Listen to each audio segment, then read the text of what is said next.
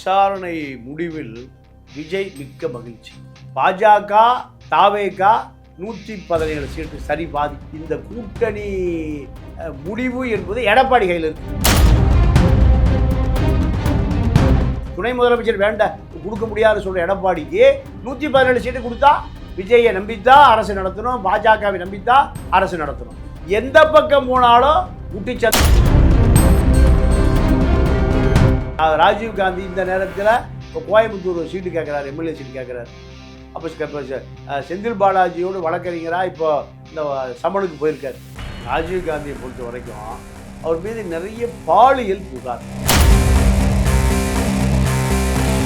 இங்கே மகளிர் அணியை சார்ந்த பெண்கள் தொடர்பு கொள்கிற பொழுது அவர்கிட்ட ஆபாச மெயில் போடுறாரு, ஆபாச ஃபேஸ்புக்கு, வாட்ஸ்அப்பு, ஃப்ரெஞ்சு கிஸ் உனக்கு தெரியுமான்னு கேட்குறாரு.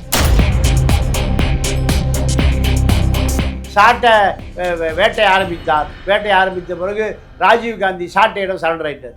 சாட்டை இப்போ இன்னொரு சவுக்கா மாறிட்டார். ஒரு வசூல் வேட்டை 10 லட்ச ரூபா தண்டம் கொடுத்துருக்கிறதாக சொல்லப்படுகிறது. சாட்டையை இதை பற்றி வீடியோ போடாத, என்ன டேமேஜ் பண்ணாத, இது சாட்டை ராஜீவ் காந்தியால் விலைக்கு வாங்கப்பட்டிருக்கிறார். ரிஃப்ளெக்ட் வாய்ஸ் நேயர்களுக்கு வணக்கம். இன்றைய சிறப்பு நேர்காணலில் நாம் சந்திக்க இருக்கின்ற சிறப்பு விருந்தினர் மூத்த பத்திரிகையாளர் தமிழா பாண்டியன் அவர்களை வரவேற்று நிகழ்ச்சிக்குள் செல்வோம். வணக்கம். வணக்கம். கரூர் துயர சம்பவம் நடந்து மாதங்கள் முடிந்து இப்போது சிபிஐடைய விசாரணை நடந்தது. விஜய் ஏற்கனவே 2 முறை போன்றதாக 3வது முறையும் அவர் 3வது முறை சமாளிக்கப்பட்டு போயிட்டு வந்தார். இந்த விசாரணைக்கு அப்புறம் விஜய் ஒரு சிரித்த முகத்தோடு வந்தார் அப்படின்ற மாதிரியான செய்திகளை போடுறாங்க. இந்த விசாரணையில் என்ன நடந்திருக்கு? நீங்கள் செந்தில் பாலாஜியும் போயிருக்கிறாரு, என்ன நடந்தது? இல்லை, இந்த விசாரணை முடிவில் விஜய் மிக்க மகிழ்ச்சி. அமித்ஷா எதை சொல்லுகிறாரோ அதை அப்படியே கேட்பதற்கு தயார் நிலையில் விஜய் வந்துவிட்டார். திரிஷா டெல்லி வழியாக மும்பை சென்று ஜனநாயகன் தேர்தல் முடிந்த பிறகு அது வெளியிடுவதற்கான வேலைகளையும் ஆர்எஸ்எஸ் ஆட்கள் மூலம், திரிஷாவுடைய சொந்த தாய்மாமனே ஆர்எஸ்எஸ்ல ஒரு பெரிய தலைவர், நான் பலமுறை சொல்லியிருக்கேன். அதன் மூலம் அந்த படத்துக்கான இடர்பாடுகளும் நீக்கப்பட்டது. என்டிஏ கூட்டணிக்குள் வருவதற்கு அமித்ஷா கட்டுப்பாட்டில் விஜய் தயார் நிலையில் வந்துவிடுவதாக வாக்குறுதி கொடுத்து விட்டார். அதன் காரணமாக சிபிஐ வளாகத்திற்குள்ளே அவருடைய ஆடி கார் சென்று கையசைத்து 1000 பேர் கூடி நின்று சந்தோஷமாக வெளியேறுகிறார். இதுதான் இப்போ கூட்டணி முடிவு என்பது எடப்பாடி கையில் இருக்கு. பாஜக தாவேக 117 சீட்டு சரி பாதி. 117 சீட்டை எடப்பாடி வைத்துக் கொள்ளுமாறு நிர்பந்திக்கப்படுகிறார். விஜய் எவ்வளவு, பாஜக எவ்வளவு என்பதை அமித்ஷா முடிவை விஜய் ஏற்றுக்கொள்வதாக அறிவித்து விட்டார். இப்போ இந்த கூட்டணி முடிவு என்பது எடப்பாடி கையில் இருக்கு. எடப்பாடி என்ன பயப்படுறாருன்னா 117 கண்டிப்பாக 17 போனாலும் 100 தான் வெற்றி பெறும். அப்போ மைனாரிட்டி அரசு தான். மைனாரிட்டி அரசு விஜய் நம்பி இருக்கணும், பிஜேபி நம்பி இருக்கணும். இது தற்கொலை செய்வதற்கு சமம். ஆனால் வேலுமணி, தங்கமணி, விழுப்புரம் டிவி சண்முகம் இத்தனை பேரும் பாஜக கட்டுப்பாட்டுக்கு போய்விட்டார்கள். எப்படின்னா, இந்த மூத்த அமைச்சர்கள் கொடுக்குற பட்டியலை எடப்பாடி ஏற்றுக்க மாட்டேங்கிறார். மூத்த அமைச்சர்கள் கொடுக்குற பட்டியலை ஒவ்வொரு மாவட்டத்தில் 6 பேரை கொடுக்குறாங்க, ஏற்றுக்கவே மாட்டேங்கிறார். ஏன்? இந்த 6 பேர் இந்த அமைச்சர்களுடைய கட்டுப்பாட்டில் இருப்பாங்க, முன்னாள் அமைச்சர் கட்டுப்பாட்டில் இருப்பாங்க, தன்னுடைய கட்டுப்பாட்டுக்கு வரமாட்டாங்க. இதுதான் இப்போ இவர்களை ஒருங்கிணைத்து பொதுக்குழுவை கூட்டி எடப்பாடியை நீக்கிவிட்டு பாஜகவோடு கூட்டு சேருவதற்கு மறைமுகமாக ஒரு முயற்சி நடக்குது. இதில் தான் எடப்பாடி ரொம்ப கவலையின் ரேகையோடு தெரிகிறார். இதில் 117 கொடுத்தா பாஜக இப்படியே ஊடுருவிடும். மைனாரிட்டி ஆட்சி தக்க வைக்கவே முடியாது. துணை முதலமைச்சர் கொடுக்கவில்லை என்றாலும் கூட மைனாரிட்டி அரசு வந்தால் விஜய் தான் முதலமைச்சர். துணை முதலமைச்சர் வேண்டாம் கொடுக்க முடியாது சொல்கிற எடப்பாடிக்கு 117 சீட்டு கொடுத்தா விஜயை நம்பித்தான் அரசு நடத்தணும், பாஜகவை நம்பித்தான் அரசு நடத்தணும். இப்படி ஒரு சிக்கல் வருது. இதை எந்த பக்கம் போனாலும் முட்டிச்சந்தாக தெரிகிறது எடப்பாடிக்கு. பாஜக எடப்பாடியை முழுமையாக சுதந்திரமாக செயல்பட விடவில்லை. இப்போ இதுதான் எடப்பாடியினுடைய கவலை. இப்போ எடப்பாடி 117 இல்லை 127 37 47 உடன்பாடு வந்தால் விஜயும் என்டிஏ கூட்டணி கண்டிப்பாக உடன்பாடு வரும். இவ்வளவு முயற்சி செய்து திமுக எளிதில் வந்துவிடக்கூடாது என்பதில் பாஜக தெளிவாக இருக்குது. ஆனால் எடப்பாடியை பொறுத்த வரைக்கும் கட்சியை கைவிட்டு விட்டு ஆட்சி வந்த பிறகு அது தன்னுடைய கட்டுப்பாட்டுக்கே எப்போவுமே வராதுன்னு நினைக்கிறேன். இப்போ எடப்பாடி சொல்லுவது நியாயம்தான். கட்சி 150 சீட்டோ 160 சீட்டோ ஒரு 110 மெஜாரிட்டி 118 வெற்றி பெற்றால் ஆட்சி தன்னுடைய கட்டுப்பாடு இருக்கும், தன் கையில் இருக்கும். 118 குறைவாக போயிடுச்சுன்னா மைனாரிட்டி ஆட்சி தான், யாரையும் நம்பி தான் ஆட்சி பண்ணணும்.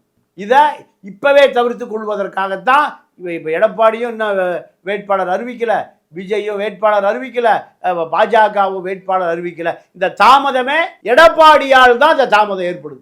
பாஜகவை பொறுத்த வரைக்கும் எப்படியாவது திமுகவை வீழ்த்துவதற்கு இந்த கூட்டணி உறுதி செய்தே ஆக வேண்டும். அதுதான் நீங்கள் விஜய் டெல்லியில் இருக்காரு, தேர்தல் அறிவிக்கிறாங்க, திரிஷா டெல்லி போகிறார், பம்பாய் போகிறார், படம் ரிலீஸ் எல்லாமே படப்படம் முடியுது. அப்போ அமித்ஷாவுடைய கைப்புள்ளையா விஜய் மாறிட்டார், அமித்ஷாவுடைய செல்ல பிள்ளையா திரிஷா மாறிவிட்டார். இதுதான். ஆனால் பாஜக கட்டுப்பாட்டு இருக்கு, விஜய் கட்டுப்பாட்டுக்கு வந்துட்டார். கட்டுப்பாட்டில் இருந்த எடப்பாடி கட்டுப்பாட்டில் வர மறுக்கிறார். இதுதான் இந்த கால தாமதத்துக்கான காரணம். எடப்பாடி 140 130 இதை குறைந்த சீட் ஷேரிங்கில் ஒத்துக்கொண்டால் உடனே கூட்டணி அமைந்துவிடும். இல்லை எனக்கு 160 கம்மி, என்னால் 160 இருந்தால் தான் 40 சீட்டு தோற்கடிக்கப்பட்டு 118 கிடைக்கும், இல்லை 150 30 சீட்டு தோற்கடிக்கப்பட்டு 118 கிடைக்கும். இதுக்கு குறைவாக எடப்பாடி சிந்திக்க தயாராக இல்லை. சிந்தித்தால் அதிமுக மைனாரிட்டி வெற்றி, மைனாரிட்டி ஆட்சி. ஜெயலலிதா எம்ஜிஆர் காலத்தில் மைனாரிட்டிங்கிற பேச்சுக்கு இடமில்லை.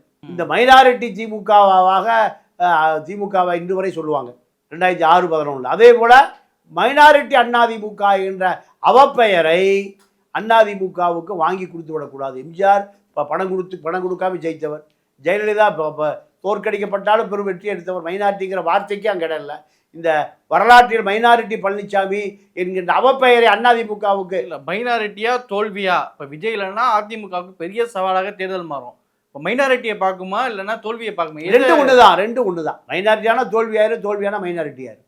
மைனாரிட்டினா அடுத்த எடப்பாடி எங்கே இருப்பார்னு தெரியாது. நிதிஷ்குமார் இப்படித்தான் இருந்தார், ஜாம்பவான லீடராக இருந்தார் பீகாரில். இப்போ வீட்டுக்குள் முடக்கப்பட்டு நினைவிழந்து போச்சு, கண்ணு தெரியல, காது கேட்கல, அவரை யாரும் சந்திக்க முடியல, அரசியல் ஓய்வுக்கே போயிட்டார். கட்சி யார்கிட்ட வந்துருச்சு? பிஜேபிட்டு வந்துருச்சு. இதே நிலைமை எடப்பாடிக்கு வந்துருன்னு பயப்படுறாங்க. முடிஞ்சா 150 வாங்கி நிற்போம், தோற்கடிக்கப்பட்டாலும் பரவாயில்ல, கட்சி இருக்கும், அடுத்த முறை பார்ப்போம். கண்டிப்பாக நான் எவனும் அதிமுக போக மாட்டான், அதிமுக விட்டு போகிற பூரா போயிட்டான். இவர்களை கட்டுப்படுத்திடலாம். இப்போ உறுதியாக இருக்கார். அதுதான் அவருடைய முகத்தில் கவலையின் ரேகை தெரியுது. இதை எப்படி இப்போ எடப்பாடி கையில் தான் முழுமையாக இருக்குது. அமித்ஷாவாக இருந்தாலும் விஜயாக இருந்தாலும் எடப்பாடி கையில் தான் இருக்கிறது. கூட்டணி ஆட்சியா மைனாரிட்டியா மெஜாரிட்டியா என்பதெல்லாம் எடப்பாடியினுடைய கையில் தான் இருக்குது. எடப்பாடி எதை முடிவு செய்கிறாரோ அதை பொறுத்து தான் விஜய் கூட்டணியாக உள்ளே வருவதோ, பாஜக வருவதோ, அதிமுக கூட்டணி வருவதோ, திமுகவை எதிர்ப்பதோ, இப்படியான ஒரு சூழல் எடப்பாடி என்ன முடிவெடுக்க முடியாமல் வளைந்து போவதா, நெளிந்து போவதா, அல்லது நிமிர்ந்து நிற்பதா என்பதை 2 நாளில் தெரிந்துவிடும். ஆதவ் அர்ஜுனா இப்போ ரீசெண்டாக ரஜினி குறித்து பேசினார். அதாவது திமுக கொடுத்த மிரட்டலில் தான் ரஜினி அரசியலேருந்து பின்வாங்கி போனார் அப்படின்னு சொல்லி பேசியிருந்தார். அதுக்கு பரவலாக பாஜகலேருந்து எல்லாரும் கண்டனம் தெரிவிச்சிருந்தாங்க. இன்றைக்கி ரஜினியே ரிப்ளை கொடுத்துட்டாரு. இதெல்லாம் அதாவது என்ன நடந்தது, நான் எதுக்காக வெளியே போனேன் அப்படின்றதெல்லாம் ரீசன் சொல்கிறேன், அது சொல்லாமல் இதெல்லாம் காலம் நிரூபிக்கும் அப்படின்ட்டு இருக்கிறாரு. ஒரு ஆதவ் அர்ஜுனா பேசுனதுக்கு ரஜினி ரியாக்ட் பண்ணுறாருன்னா இந்த பின்னாடி ஏதாவது அரசியல் இருக்கா? திமுக தான் அரசியல், வேறு என்ன? எல்லா கட்சியும் பேச சொன்னதே திமுக தான். ஏன்னா இந்த நேரத்தில் ரஜினி ரசிகர்கள் திமுகவுக்கு எதிராக போயிடுவோம். இதுதான் ஆதவ் அர்ஜுனாவுடைய ஐடிவி யோசித்து செய்த திட்டமிட்ட அரசியல் தான். இதை திருமாவளவன் உட்பட எதிர்கட்சி எல்லா திமுக ஆதரவு சக்திகள் பூரா ரஜினிக்கு ஆதரவாக பேசியது காரணம் திமுக தான். அங்கே பேசியது காரணம் ஆதவ் அர்ஜுனா. திமுகவிடமிருந்து அந்த வாக்குகளை பிரிக்கணும்னு பேசினார். ஆனால் அது ஆதவ் அர்ஜுனாக்கு எதிராக போவாதா? ஆதவ் அர்ஜுனா ஒரு தனி மனிதன் தான். இல்லை ஆதவ் அர்ஜுனா தனி மனிதன், அவர் தாவேக்காவுடைய ரெப்ரசன்டேட்டிவ் தானே. இல்லை அது அவரை பொறுத்த வரைக்கும் தன்னுடைய இருப்பை தெரிவித்து கொண்டே இருக்கணும், தன்னுடைய இருப்பை தெரிவித்து கொண்டே இருக்கணும், அரசியல் செய்து கொண்டே இருக்கணும். அதுதான் அவருடைய வேலை. அது தாவேக்காவை பாதிக்குதா பாதிக்கலையா, தன்னக்கு ஒரு பெரிய மீடியா வெளிச்சம் கிடைக்கும். ஒரு தாவேக்கால ஒரு முக்கியமான சக்தி என்பதை நிரூபிப்பதற்கு எதை வேண்டுமானாலும் கொளுத்தி போடுவார் ஆதவ அர்ஜுனா அது கூட இது கொளுத்தி போட்டதான். இப்போ 10 நாளாக ஆதவ அர்ஜுனா தானே ஸ்ட்ரீம் லைட்டில் இருக்காரு. இதுதான் அவருடைய வலிவான நோக்கம். வேற ரஜினி இதுக்கு என்னது எதுக்கு சார் ரிப்ளை பண்ணணும்? ரஜினியோட ரசிகர் மன்ற தலைவர் ரிப்ளை கொடுக்குறாருன்னா வேற, ஆதவ அர்ஜுனாவுக்கு ரஜினி எதுக்கு ரிப்ளை பண்ணணும்? இல்லை, அவர் ரஜினி இப்போ எல்லாம் மக்கள் மறந்துட்டான். அவர் ஒரு திரைப்பட நடிகர், அவ்வளோதான். ஒரு படம் வரும்போது அவர் அரசியல் பேசுவார், அது ஒரு ப்ரொமோ, வேறு ஒன்றும் இல்லை. அதே போல தான் ரஜினி என்ன ஒரு பெரிய அகில இந்திய தலைவரோ இல்லை தமிழ் தேசிய தலைவரோ மாபெரும் சக்தியோ இல்லை. ரஜினி முடங்கி போன ஒரு மனிதர் தான், ஒரு முன்னாள் நடிகர், இந்நாள் நடிகர், அவ்வளோதான். அவர் படத்துக்கே 15 ஹீரோ தேவைப்படுது. அமிதாப் பச்சன் உட்பட, மோகன்லால் உட்பட, நாகார்ஜுன் உட்பட அத்தனை பேர் இருந்தால் தான் அவர் படமே ஓடுது. அதனால் அவரெல்லாம் காலாவதியான நடிகர்கள். அதனால் அது பெரிய விஷயமா இல்லை. அவர் இனிமேல் நீங்கள் நம்ம புஷி ஆனந்துக்கு பதில் சொல்லுவார் அளவுக்கு இறங்கி வருவதற்கு தயார். அவர் மனைவி தான் அந்த அறிக்கையை கொடுத்துருக்காங்க. மனைவி ரஜினி பேரை அவர் மனைவி கொடுத்துருக்காங்க. அவருக்கு எப்போ விடியுது, எப்போ இருட்டுது, எப்போ அறிக்கை கொடுக்குறாரு, அதெல்லாம் ஒன்றும் தெரியாது. சரிங்க. குறிப்பாக திமுகவுடைய மாணவரணி செயலராக இருந்த ராஜீவ்காந்தி இப்போது கொள்கை பரப்பு செயலராக மாற்றப்பட்டிருக்கிறாரு. இவருடைய அந்த மாணவரணி பொறுப்பு நீக்கப்பட்டதுக்கு முன்னாடி சில காரணங்கள் இருக்குது. ஆராச காரணம், மற்ற சில இந்த விஷயம் பேசப்பட்டிருக்கோம். அவங்க ஒரு பாலியல் குற்றச்சாட்டுகள்லாம் வைக்கிறாங்க. ராஜீவ்காந்திக்கு திமுகவில் என்ன தான் நடக்குது? இந்த மாற்றத்துக்கு பின்னாடி என்ன காரணம்? ராஜீவ்காந்தியை பொறுத்த வரைக்கும் அவர் மீது நிறைய பாலியல் புகார்கள். திமுக அவர் மகேஷ் பொய்யாமொழிக்கு ரொம்ப நெருக்கமாக இருக்கார். மகேஷ் பொய்யாமொழி உதயநிதிக்கு நெருக்கமாக இருக்கார். இவர்களை மீறி யாரும் ராஜீவ்காந்தியை நெருக்க முடியாது, பதவி எடுக்க முடியாது. இருந்தாலும் இந்த தைரியத்தில் தான் அவர் நிறைய பெண்கள், இங்கே மகளிர் அணியை சார்ந்த பெண்கள் தொடர்பு கொள்கிற பொழுது அவர்கள்ட்ட ஆபாச மெயில் போடுறாரு, ஆபாச ஃபேஸ்புக்கு, வாட்ஸ்அப்பு, ஃப்ரெஞ்சு கிஸ் உனக்கு தெரியுமான்னு கேட்குறாரு. இதெல்லாமே ஸ்டாலினுடைய கவனத்துக்கு போகுது. போன பிறகு தான் இவருக்கு மாணவர் அணி விடுவிக்கப்பட்டு மாணவர் அணியில் பொறுப்பாளராக இருந்த ஒரு சகோதரி தான் வீரமணி. அது ஆணல்ல. ஆமாம், அந்த அம்மா ஈரோடு திராவிட கழகத்துடைய மூத்த தலைவர் ரத்னசாமியுடைய மகள் வீரமணி. வீரமணி தலைமையில் கல்யாணம் நடந்தது. அதனால் அவங்க அப்பா மகளுக்கு வீரமணின்னு பேர் வைக்கிறார். அவங்க ஒரு வழக்கறிஞர், ஒரு மூத்த திராவிட குடும்பத்தை சேர்ந்தவர் அந்த அம்மா. அப்போது அவர்களே புகார் சொல்லியிருக்காங்க ராஜீவ்காந்தி மேலே. ராஜீவ்காந்தி இந்த நேரத்தில் இப்போ கோயம்புத்தூர் சீட்டு கேட்குறாரு, எம்எல்ஏ சீட்டு கேட்குறாரு. அப்போ இப்போ செந்தில் பாலாஜியோடு வழக்கறிஞராக இப்போ இந்த சமனுக்கு போயிருக்கார். இதெல்லாம் ஒரு புறம் இருந்தாலும் அவரை பொறுத்தவரை சீமானுடைய தம்பியாகவே இருக்கார். சீமான் தம்பி விஜயலட்சுமி கதை தான் ஓடுது அவருக்கு. இந்த புகார் வந்த பிறகு இந்த நேரத்தில் அவரை நடவடிக்கை எடுத்தால் அது வேறு மாதிரி இருக்கும் என்பதற்காக திமுக அடக்கி வாசிக்குது. சாட்டை வேட்டை ஆரம்பித்தார். வேட்டை ஆரம்பித்த பிறகு ராஜீவ்காந்தி சாட்டையிடம் சரண்டர் ஆகிட்டார். சாட்டை இப்போ இன்னொரு சவுக்கா மாறிட்டார். ஒரு வசூல் வேட்டை 10 லட்ச ரூபா தண்டம் கொடுத்துருக்கிறதாக சொல்லப்படுகிறது. சாட்டையை இதை பற்றி வீடியோ போடாத, என்னை டேமேஜ் பண்ணாத, இது சாட்டை ராஜீவ்காந்தியால் விலைக்கு வாங்கப்பட்டிருக்கிறார். சாட்டை சௌரியமாக இருக்கார். இப்போ சவுக்கம் கடத்தில் வந்துட்டார். சாட்டை சவுக்கு சேட்டை இதெல்லாம் ஒரு பிளாக்மெயில் ஜேர்னலிசம் தான். உண்மையாகவே ராஜீவ்காந்தி என்ன செய்தார் என்று சாட்டை வீடியோ போட்டிருக்கணும். அப்போ தான் ஒரு பொறுப்பில் இருக்கிறவர், கட்சியில் ஒரு பொறுப்பில் இருக்கிறவர், பெரியாரியம் பேசுகிறவர், தமிழ் தேசியம் பேசுகிறவர். அப்போ இதெல்லாம் இந்த புது வாழ்க்கைக்கு கொஞ்சம் மீடியா வெளிச்சம் கிடைத்த பிறகு பூந்து விளையாடுவது. இது நீங்கள் ராஜீவ்காந்தி மீது திமுக நடவடிக்கை எடுத்திருக்கணும். மகேஷ் பொய்யாமொழிக்கு நெருக்கமாக இருக்கிற காரணத்தினால் அந்த நடவடிக்கை எடுக்காமல் பதவி மாற்றப்பட்டிருக்கு. இதை சாட்டை வேட்டையாடி விட்டார், வசூல் பண்ணியிருக்கார்.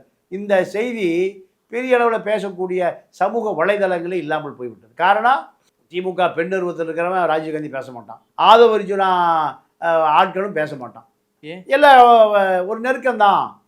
ஆல் பார்ட்டிஸ் ஒரே நெருக்கமாக இருக்கான். இங்கே கட்சிகள்லாம் வேறு வேறையே தவிர அனைத்து கட்சிகளும் ஒரே வளையத்தில் இணைக்கப்படுகிறது.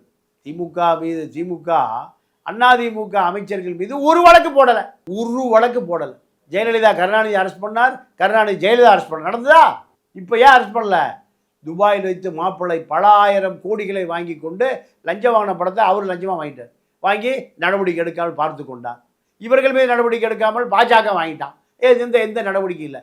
எடப்பாடியுடைய குற்றச்சாட்டு என்னென்னா, நீங்கள் நேரு மீது நடவடிக்கை, மூர்த்தி மீது நடவடிக்கை, இதெல்லாம் அவர்கள் அங்கே கொடுக்க வேண்டியதை கொடுத்து தங்களை காப்பாற்றிக் கொள்கிறார்கள். ஆக மொத்தம் இவர்களை அத்தனை பேரையும் ஒருங்கிணைப்பது காந்தி ஒருங்கிணைத்த பிறகு அமித்ஷா ஒருங்கிணைக்க முடியல, எடப்பாடி ஸ்டாலின் யாரும் ஒருங்கிணைப்பே தேவையில்லை. இதுதான் அந்த ராஜீவ்காந்தி விஷயத்திலையும் நடந்திருக்கிறது. சரிங்க, நிகழ்ச்சியில் பங்கிட்டு கருத்துக்கு நேரத்துக்கு மிக்க நன்றி. நன்றி, வணக்கம்.